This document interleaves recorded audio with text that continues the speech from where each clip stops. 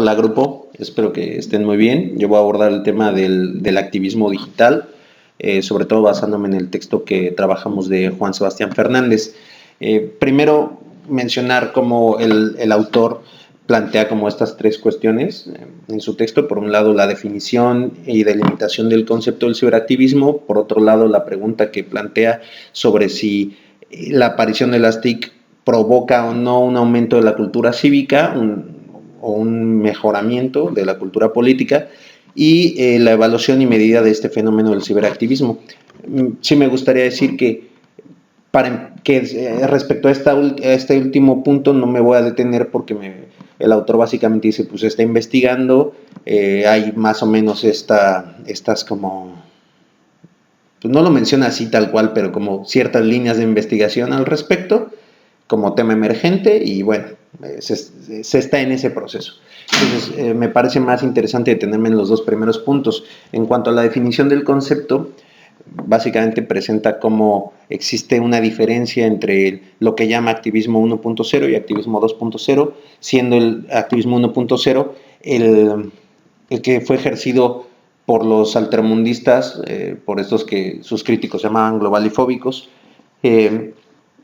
y que básicamente la gran revolución del activismo 2.0, que es caracterizado por movimientos como el 15M, como bueno, en España, como en la primavera árabe, y bueno, los distintos movimientos que ahora se engloban bajo ese término.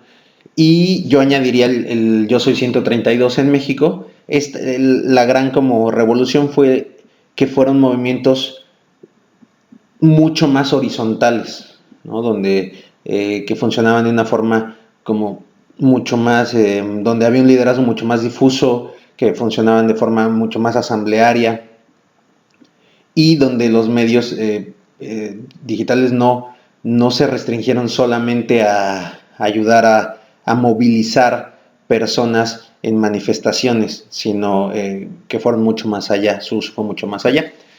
Además de esto, el autor, bueno, nos habla de esta palabra que Castells usa de Wikirevolución, haciendo referencia precisamente, bueno, sabemos que las wikis son como estas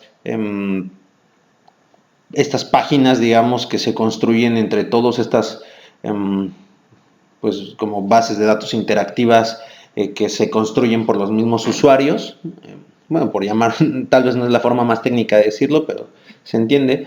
Y también otra cosa que nos presenta el autor es esta diferencia como entre el e-government, la e-participation y la e-protest, y básicamente, bueno, que básicamente el gobierno online, ¿no? El gobierno en línea, es como que tiene que ver más con con acercar las políticas públicas.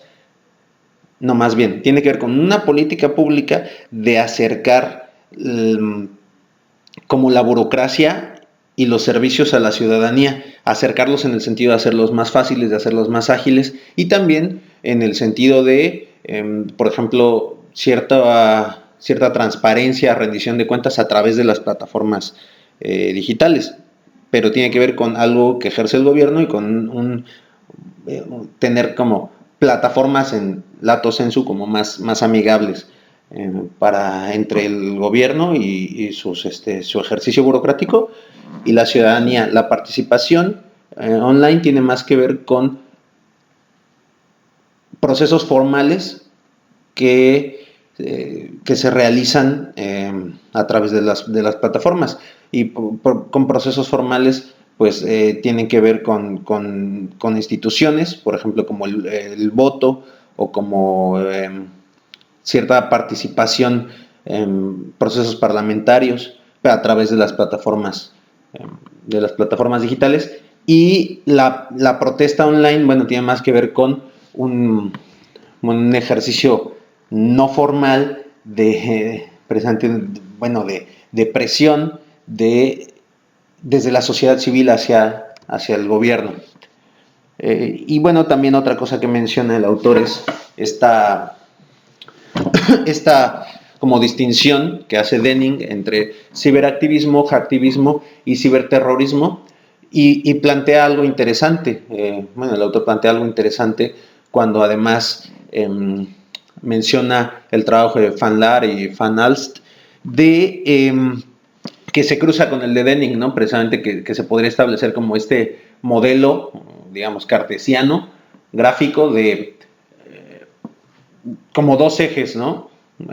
Por un lado, un eje, digamos que en este caso podemos llamarle, no sé, el eje horizontal, donde en este continuo está, por un lado, el ciberactivismo, el hacktivismo y el ciberterrorismo, que es, el ciberactivismo sería básicamente como utilizar los medios precisamente para hacer un ejercicio político de muchos tipos, ¿no? Desde sensibilización, protesta, información, etcétera, pero digamos desde lo que se conoce en ciencia política como que una oposición leal al sistema.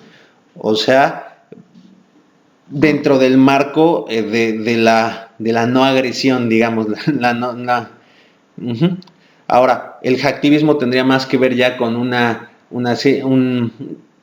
cierto violentar a través de formas de resistencia al sistema. Sin embargo, pues tienen que ver, por ejemplo, con bloqueo de páginas web, con precisamente todo esto del hackeo.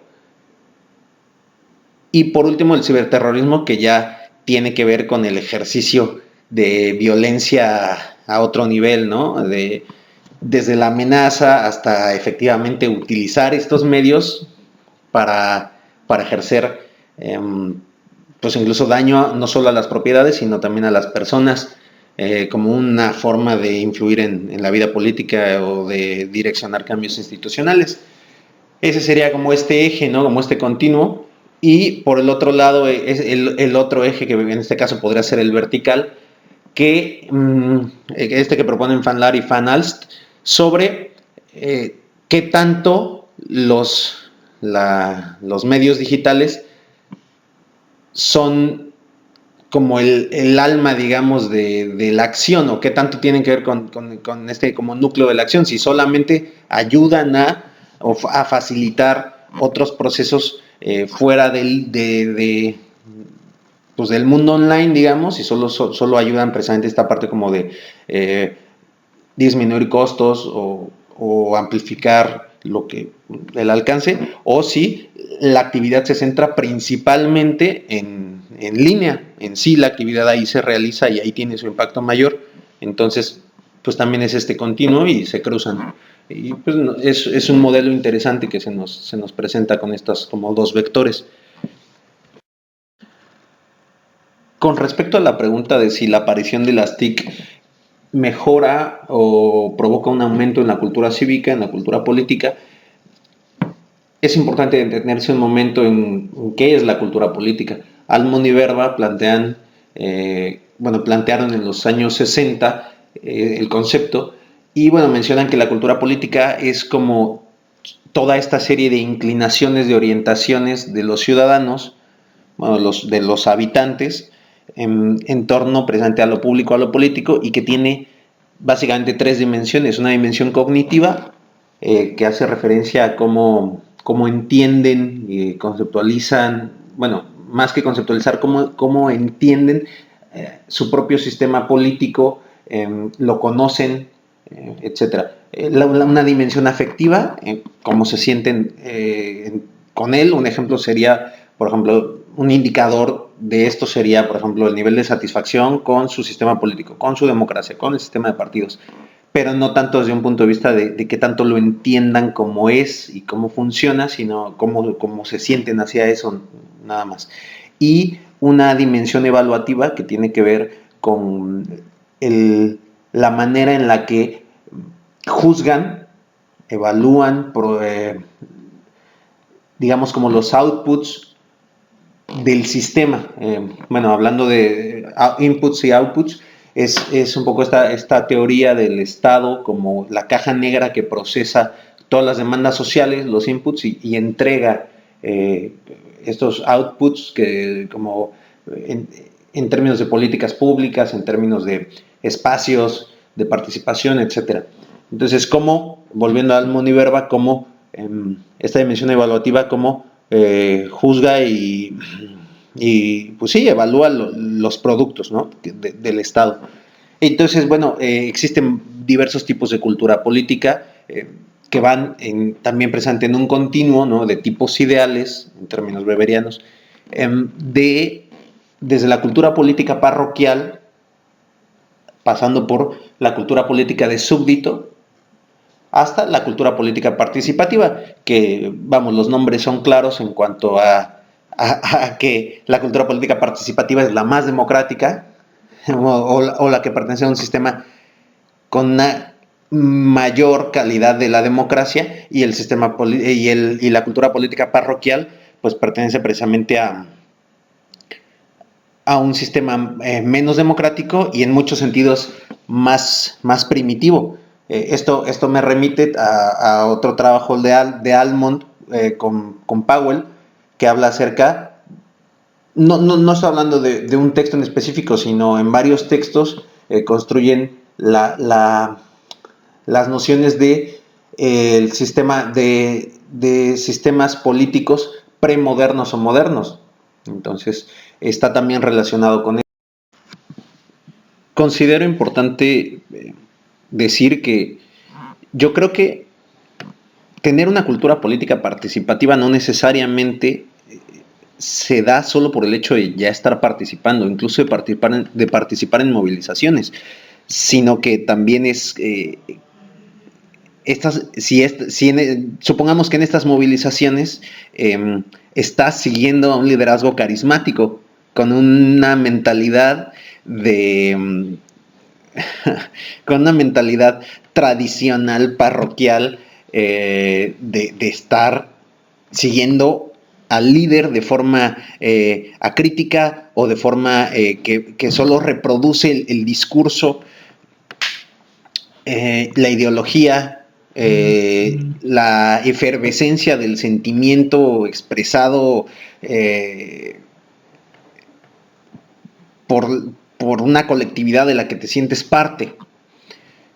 Entonces creo, bueno, a lo que me refiero es que también la cultura política participativa, desde un punto de vista, creo que más profundo, es también que sea una cultura política participativa a partir de un pensamiento crítico, a partir de tener, de ser capaz de analizar distintas fuentes de información política, contrastarlas, etcétera. Entonces, ante la pregunta de si los medios digitales cambian realmente la cultura política, yo creo que no necesariamente, porque sí sientan nuevas oportunidades de participación, por supuesto, sientan potencialidades para la movilización, claro, de discusión, sí, por supuesto, pero se discute, se participa en las movilizaciones, etcétera, a partir de una serie de elementos y como de competencias que no se forman no se forman o se pierden por el hecho de que existan esos medios, ¿o no? Entonces creo que, y además también está la cuestión de, bueno, la gente que participa en esas movilizaciones, no será la misma que de una u otra forma ya estaba convencida de participar. O sea, y todos los que no participan realmente, vamos, hubieran actuado diferente o actuarían diferente por el hecho de que estén o no estén esos medios. No sé, me explico. O sea, quizá, claro, trae las posibilidades de poder permitirles ponerse de acuerdo a los que sí querían participar, pero no necesariamente generar. Entonces, bueno, no sé, creo que son varias cosas. Creo que, digo, tampoco suscribo 100% una postura completamente negativa al respecto. No me ubico así simplemente y acríticamente en las teorías del refuerzo de las que habla Norris, ¿no? Que establece esta diferencia entre teorías del refuerzo y teorías de de la movilización, eso lo menciona también el Fernández en el texto. No me suscribo como críticamente a esa parte tan negativa, sin embargo creo que, bueno, se trata de analizar, o tenemos que analizar desde un punto de vista también como muy crítico esta parte, quiénes se están movilizando, ¿no? Y por qué se están movilizando y con qué, a partir de dónde lo hacen, con qué competencias cuentan y además incluso esas competencias, qué relación tienen con las condiciones de vida que han tenido, con las condiciones socioeconómicas, con las oportunidades educativas, etcétera. Entonces, bueno, solo creo que es algo que nos da para pensar y que hay que ir, por supuesto, como analizando todos estos temas, pero tampoco dejarnos llevar por como el triunfalismo negropontista que ya criticaba Sartori, por ejemplo, en el Homo Videns. Entonces, bueno, con eso me despido.